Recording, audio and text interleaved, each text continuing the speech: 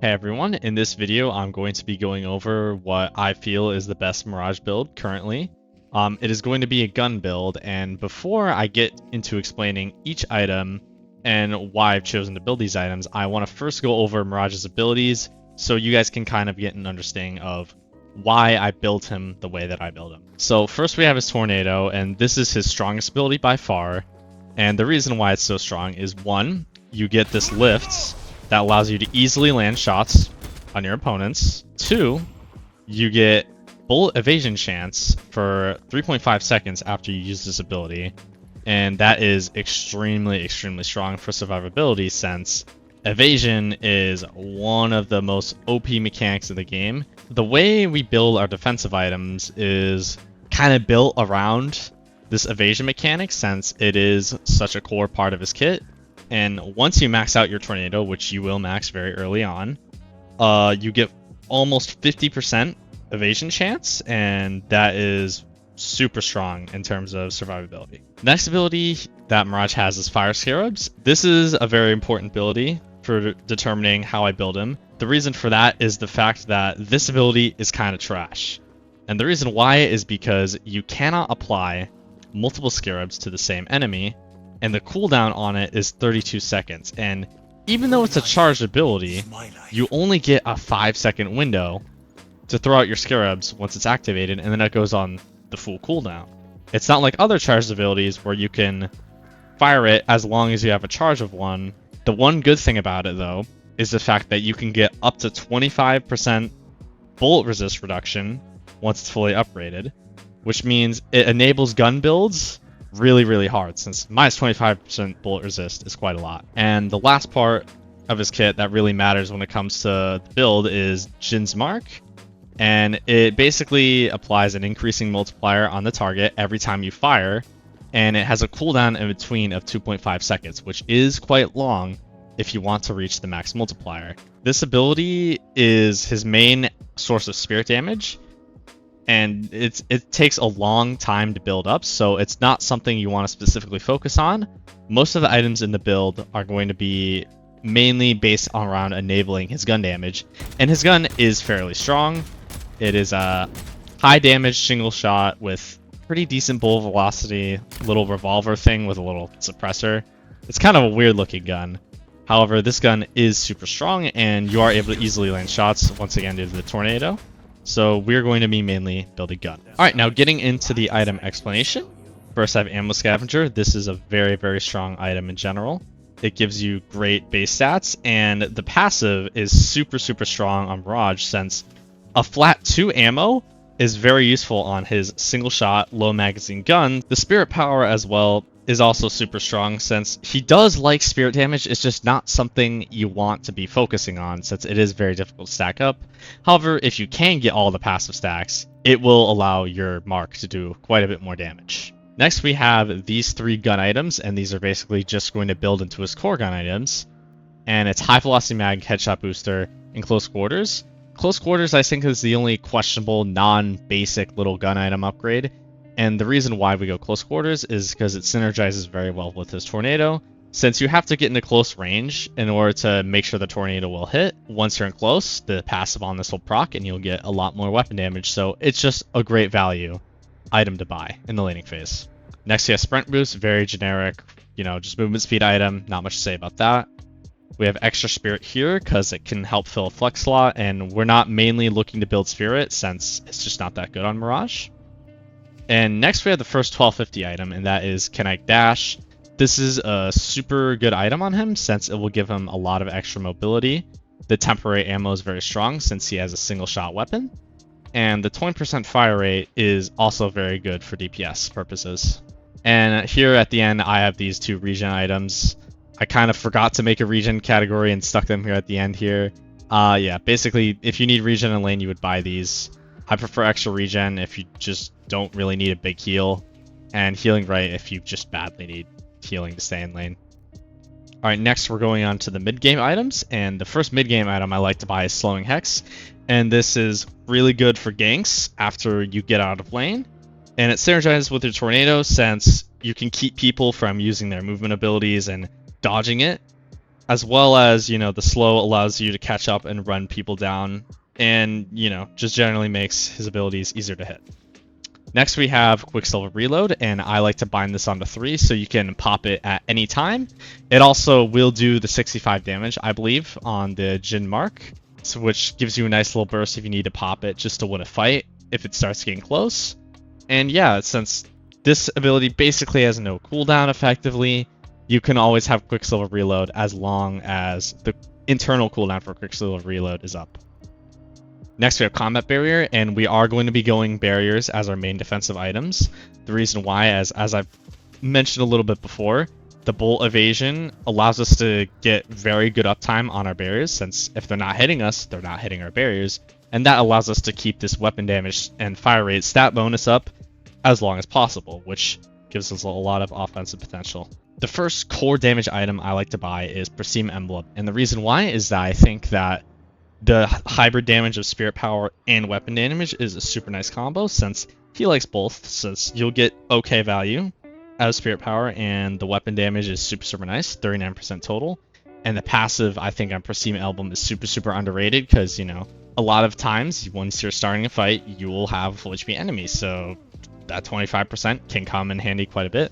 The Spirit Resist, I think, is also super nice, especially on Mirage, since the evasion mechanic is mainly going to be dodging weapon damage. And obviously abilities are mainly going to be spirit damage items, so having extra little bit of resistance to those abilities that ignore the dodge mechanic is very nice to have.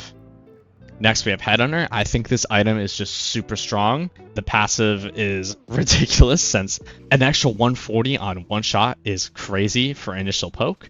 8% heal and movement speed is also super nice, especially the movement speed, since that allows you to run people down and again get in range for your tornado, kind of synergizing with slowing Hex in that fact, and Connect Dash. And the Bullet Shield health is also nice, since you keep the combat barrier up. Really just slots in the build very nice.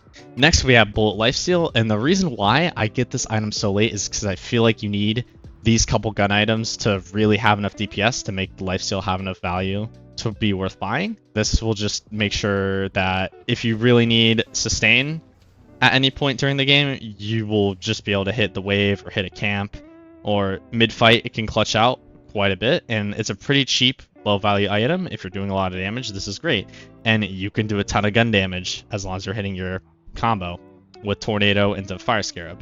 The next core item I like to buy is Point Blank, and it's the same reason as why I buy Close Quarters in the laning phase. Once you hit your Tornado combo, you're pretty much guaranteed to be in this close range radius.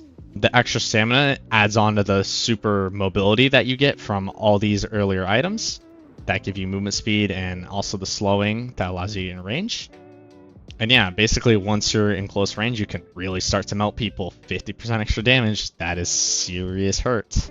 And after that, I like to go Veilwalker, and Veilwalker actually has some crazy synergy with Mirage, because I believe there is currently a bug going on. It may have been patched after this video, but if you TP to an enemy and you go through a veil on the path from your current position to your TP, you will actually refresh your Veilwalker on the TP, so you can come out of your teleport, invis, and with all your barriers up, ready to fight. So Veilwalker has crazy synergy. On top of that, we would be going barriers anyway due to the evasion mechanic. Alright, this next item I think can be swapped out with Warpstone if you really want. Both of these I think are super good items. And Burst Fire I just like to have because I feel like the fire rate is the one last mechanic we need to get crazy damage, because from all these items and all the passives, we already have crazy weapon damage combined with Point Blank and Pristine Emblem. So getting that fire rate is kind of the last core aspect to get some crazy DPS. And again, the movement speed is extra mobility, allowing us to run people down. And yeah, we just really are lacking fire rate at this point in our build once we have all these core items. So Burst Fire I think is nice. However, Warpstone is again a very nice alternative item, since combining Warpstone into a Tornado allows you to get crazy range on that, and it is a very good combo. The Bolt Resist also is super nice after the TP, since you'll be right in there with whoever you're fighting, and it can clutch out. The Spirit Power also doesn't go to waste on Mirage, and yeah, Warpstone is a super good item. I would experiment between the two. I personally like burst fire, but that's me. Alright, next I'm going to be going into the late game items, and here we have Echo Shard. Echo Shard is a must buy on Mirage since you can use it on your tornado, and you can effectively double the uptime of the lift duration and, you know, your bullet evasion. And that's really good for both tankiness and enabling yourself to get your combo off and do a bunch of damage with your gun. Every time you have Echo Shard up, you want a tornado and immediately Echo Shard to get that tornado off cooldown. Yeah, the stats on this thing are also pretty crazy because an extra movement speed, 60 bullet resist, spirit power. This item's crazy. Probably needs a nerf. Didn't get nerfed enough. I think it got a little bit of a nerf, but yeah, great item. These next few late game items, I'm not 100% set on. These are up to a lot of experimentation and personal feel. I like to go Leech because, again, I think the lifesteal gets insane value on him due to the evasion. Basically, once your shields get broken, this is kind of your last line of defense, combined with evasion to clutch out a fight, since you'll be dodging bullets and they won't really be able to chain off a ton of weapon damage and just beam you down. The dodges give you time to deal damage and heal up as you're fighting someone, and it's very difficult to burst you down. So that is why I like to buy Leech. The next item I have on here is Glass Cannon. And Glass Cannon, I think, is just a crazy item on any character that likes to build barriers for defense, since you don't really care that much that you're losing 15% max HP, since you have all this barrier health built up from these barrier items and bullet shields. So it really doesn't matter too much that you're losing that 15% max health.